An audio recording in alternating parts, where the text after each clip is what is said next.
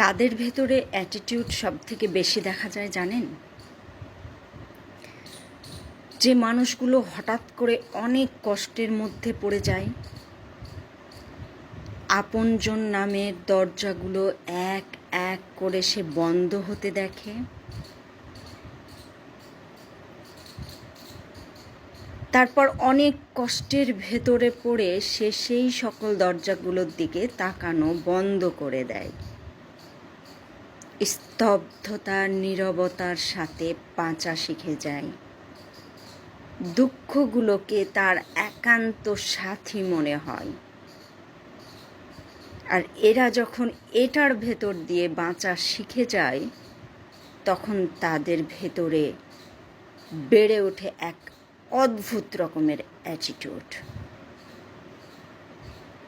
যারা আর তোয়াক্কা করে না, কে আসলো, কে গেল, কে আমার সাথে থাকলো, কে আমার থেকে দূরে গেল, কে আমাকে বিশ্বাস করলো বা কে আমাকে ভালোবাসলো, কিচ্ছু যায় আসে না। সারা পৃথিবীর মানুষ যখন তাজমহলের সৌন্দর্য দেখাতে ব্যস্ত থাকে, তখন তার কাছে তাজমহলটা নিছকই একটা কবরস্থান মনে হয়, যেটা অন্য কেউ চিন্তাও করে না। এই অ্যাটিটিউডকে আমি মূলত অ্যাটিটিউড বলি না, স্বাধীনতা বলি, আজাদি বলি। বেঁচে থাকার এক অদ্ভুত হাতিয়ার, যা অন্য কেউ অর্জন করতে পারে না। তাই কাউকে কষ্ট দিচ্ছেন, প্রতারণা করছেন, ধোঁকার মধ্যে ফেলছেন, হেরে যাচ্ছেন আপনি।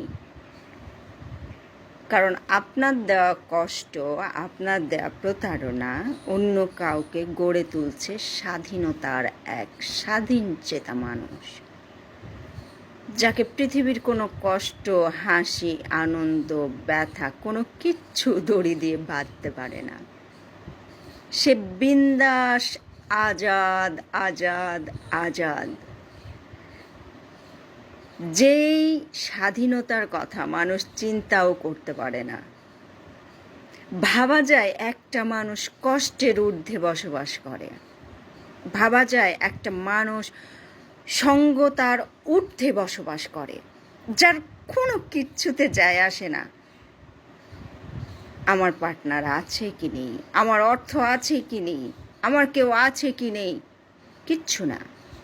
তার একটা বিষয়েই যায় আসে, আর সেটা হচ্ছে আমি স্বাধীন, আমি বেঁচে আছি, আমি বাঁচতে শিখেছি। তোমরা মেতে থাকো তাজমহলের সৌন্দর্য নিয়ে।